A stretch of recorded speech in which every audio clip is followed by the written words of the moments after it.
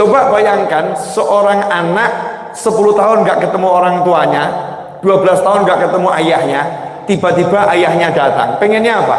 Berpelukan, bercerita, betul ya? Tapi Allah menguji Nabi Ibrahim alaihissalam, sampaikan ke anakmu bahwasanya engkau kuperintahkan untuk menyembelihnya. Gimana tuh perasaan ayahnya? Ya Allah, baru pengen ngecup anak, pengen meluk anak, suruh ngomong aku suruh nyembelih kamu. Dulu suruh ninggal, sekarang suruh nyembelih. Semoga urusannya diminta nyawa ini. Coba gimana perasaan Nabi Ibrahim alaihissalam? Diuji Allah seperti itu. Apakah kemudian mutung ya? Hidup kok seperti ini ya? Urip kok kaya ngono, urip kok kaya ngene. Hidup macam apa ini? Ini kan ucapan manusia-manusia yang gak jelas. Nabi Ibrahim alaihissalam jelas. Siap, sami'na wa ata'na. Datang nemui anaknya, ngomong dengan bahasa yang halus.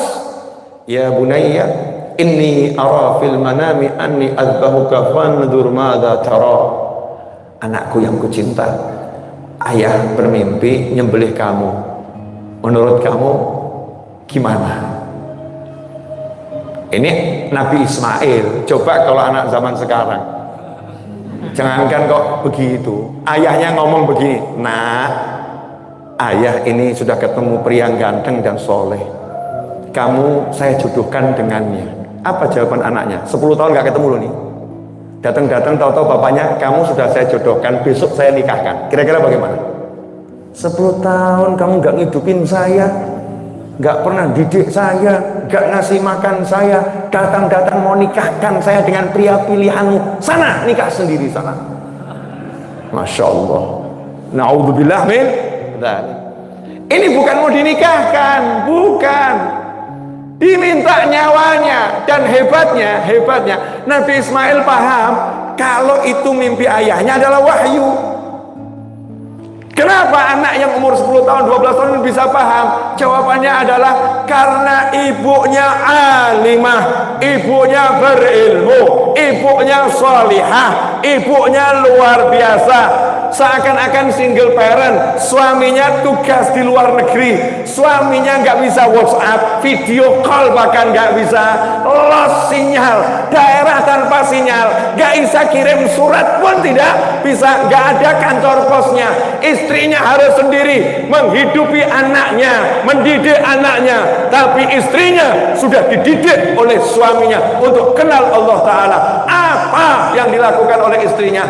Nah, kamu punya bapak nak, bapakmu baik banget, bapakmu cinta kamu, bapakmu cinta ibumu, bapakmu itu nabi, bapakmu lagi bertugas melaksanakan perintah Allah, bapakmu sayang kamu. Coba kalau istri zaman sekarang, bapakmu tuh nggak tanggung jawab, bapakmu tuh nggak pernah ngurusin kamu, ibumu lu pontang-panting, mati-matian, kepala jadi kaki, kaki jadi kepala, bapakmu sama sekali nggak ngurus kamu. Jadi jangan sebut-sebut nama ayahmu lagi. Masya Allah. Ada enggak model begini? Ada di sinetron, di drama mana, wallahu a'lam. Tapi dalam kehidupan ini ada yang model seperti itu. Na'udzubillah min dzalik, oknum-oknum tertentu yang belum kenal Allah Subhanahu wa ta'ala. Beda dengan istri Nabi Ibrahim, ngomong ke anaknya, bapakmu baik. Buktinya apa?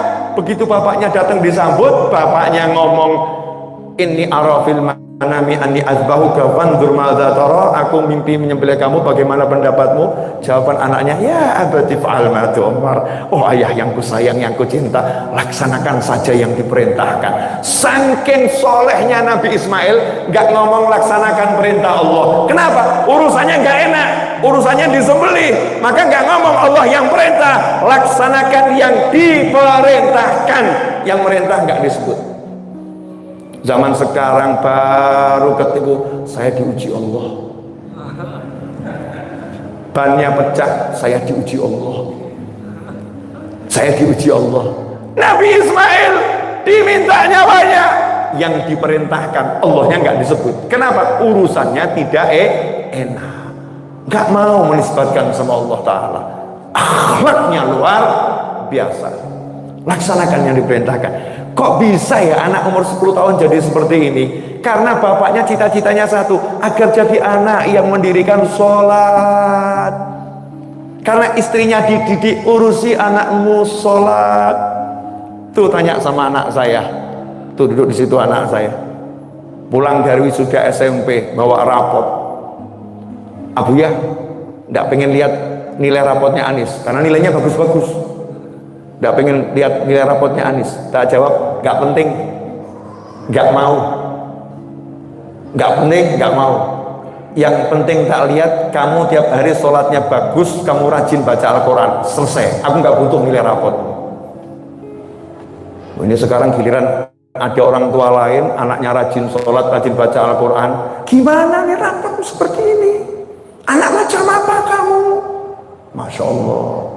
Kalau yang namanya anak dididik sama sholat sama Al-Quran, gak mungkin salah, gak mungkin. Tapi manusia itu punya bakat. Mungkin 5 di matematika, tapi kalau 10 di Al-Quran itu kan prestasi.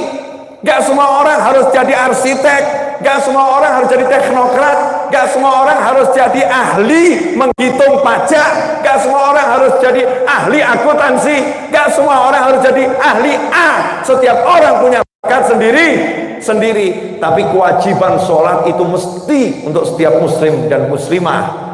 Makanya penting kita tekankan di situ. Hasilnya umur 10 tahun anak Nabi Ibrahim yang bernama Ismail alaihissalam udah menjadi manusia yang luar biasa. Terus apakah disembelih sama Nabi Ibrahim? Iya. Diletakkan lehernya, kisah yang sangat panjang, akhirnya disembelih. Tapi Allah tidak pernah berbuat zalim. Itu hanya ujian. Itu hanya ujian. Maka begitu pisau diletakkan di leher, maka keajaiban yang terjadi pada Nabi Ibrahim saat dibakar dengan api, Allah berkata kepada api, ya naru kuni bardan wa salaman ala Ibrahim. Hei api, jadi kamu dingin dan menyelamatkan untuk Ibrahim. Maka itu terjadi kepada Nabi Ismail, umurnya baru 10 tahun. Wahai leher, jadilah engkau baja yang keras, yang besi tak mampu menggoresmu sedikit pun. Jadi digores seperti apapun nggak bisa. Kenapa? Besi baja, pisaunya nggak nembus. Kebal tanpa belajar, sakti tanpa berguru. Sekarang nggak bisa apa-apa, ngakunya sakti. Nggak bisa. Allahnya bilang, cukup, sudah lulus. Udah, kamu sudah melakukan perintah. Allah datangkan domba dari surga, sembelih dombanya, gantinya ini. Sampai akhir zaman akan kuperintahkan umat manusia setiap tahun untuk nyembelih daging korban. Semua pahalanya diberikan untuk Nabi Ismail alaihissalam karena baktinya sama orang tua. Anak gak pernah ketemu, diminta nyawanya diberikan. Dan sekarang ini ada anak baru diminta hartanya hitung-hitungan. Ustadz, Yai, Habib, guru, pusing saya ngadepin ayah saya. Kenapa? Dikit-dikit minta uang. Ya Allah. Lah kamu tuh dulu belum lahir udah ngabisin uang orang tuamu kok. Belum lahir itu buat ke dokter berapa? Betul ya? Ada lagi yang komentar, ibu saya nggak pernah besarkan saya, ibu saya nggak pernah ngurus saya, ibu saya nggak pernah perhatian sama saya. Gak ada yang dilakukan olehnya untuk saya kecuali melahirkan. Selain melahirkan, dia gak pernah berbuat apa-apa. Saya balik, utek bunuh didik. Maaf ya, saya pakai bahasa kasar ya. Utek bunuh didik. Ayo mikir sing waras ojo edan. Gimana maksudnya Ustadz Yai Habib? Kamu yang waras dulu. Kalau ibumu cari uang, itu yang dikorbankan harta, itu kecil. Jadi kalau ibumu menyekolahkan kamu, ibumu ngasih makan kamu, itu kecil. Tapi ibumu melahirkan kamu, itu nyawanya yang dipertaruhkan.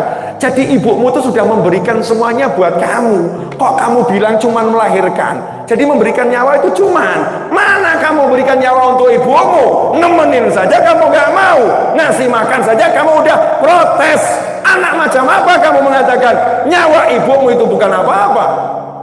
Masya Allah, wanita yang melahirkan anaknya itu udah memberikan hidupnya untuk anaknya. Siapa di antara kaum pria ini yang mau memberikan hidupnya untuk anaknya? Mikir loh, belum tentu loh. Belum tentu. Anaknya gagal ginjal, bapaknya ginjalnya sehat-sehat saja. Kata dokter, kalau ginjal bapak dicopot satu diberikan anaknya gimana? Apa nggak ada donor yang lain? Mikir. Nabi Ismail alaihissalam tuh lihat, semuanya ambil ayah. Hasilnya Allah berikan seluruh dunia untuk Ismail alaihissalam. Setiap tahun kita jadi rukun Islam haji, itu untuk menghormati Nabi Ibrahim, Nabi Ismail dan keluarga besarnya. Setiap sholat, at-tahiyatul mubarakatus salawatut tayyibatu lillah, assalamu alayka ayyuhan nabi wa rahmatullahi wabarakatuh, assalamu alayna wa ala ibadillahi sholihin, sampai akhirnya sholawatnya namanya sholawat apa? Ibrahimiyah. Allahumma sholli ala Sayyidina Muhammadin wa ala ali Sayyidina Muhammadin kama shallaita ala Sayyidina Ibrahim wa ala ali Sayyidina Ibrahim. Yang lain gak disebut, yang disebut Nabi Ibrahim dan keluarganya. Kenapa? Lulus. Nah, inilah salah satu peristiwa yang terjadi di Ashhurul Hurum, di bulan haram, di Dzulhijjah. Jadi kalau saya ditanya, apakah salah satu amalan terbaik di bulan haram? Salah satunya adalah menjadi suami yang perhatian kepada istri, menjadi istri yang nggak punya prasangka buruk pada suami, menjadi ibu yang totalitas mendidik anak, menjadi anak yang bakti tanpa henti pada orang tua, sehingga keluarganya itu dapat julukan sakinah, mawaddah, warahmah. Bukan hanya suami istri, tapi sampai anak turunan menjadi orang-orang yang luar biasa. Jazakumullah khairan. Seperti janji 48 menit bahkan lebih ini ya. Nah, dari yang sudah saya sampaikan di awal tadi, insya Allah berkah, karena 2,5 menit lagi waktunya iqamah dan saya udah jamak takdim. Saya mohon maaf, selesai majlis ini saya akan melanjutkan tugas saya, lanjutkan antum dengan tugas antum masing-masing. Insya Allah berkah manfaat. Kurang lebih mohon maaf. Sekaligus saya umumkan, insya Allah besok ba'dal maghrib, bainal isya'in, antara maghrib dan isya, insya Allah ada kajian di Masjid Raya Bintaro Jaya. Saya pembicaranya dengan tema dampak zikir. Ya, dampak zikir. Itu cuma judul, isinya apa? Wallahu a'lam. Wa afu minkum wa sallallahu ala sayyidina Muhammadin wa alihi wasallam walhamdulillahi rabbil alamin. Wassalamu alaikum warahmatullahi wabarakatuh. Bismillah.